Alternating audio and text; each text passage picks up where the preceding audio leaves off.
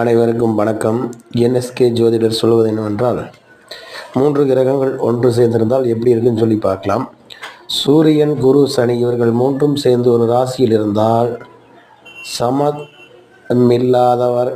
சரித்திரமுடையவர்களாகவும் பூஜிக்கத்தக்கவர் யோகமுடையவர்களாகவும், சொந்த ஜனங்களுக்கு விரோதியாகவும், நல்ல மனைவி, புத்திரன், பந்துக்கள் உள்ளவர்களாகவும், ராஜ பிரியராகவும், பயமில்லாதவராகவும் இருப்பார். இந்த 3 கிரகங்கள் ஒன்று சேர்ந்திருந்தால் இந்த மாதிரியான நிலைகள் இருப்பார்கள்.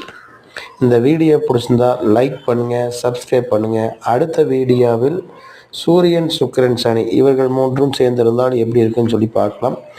நன்றி, வணக்கம்.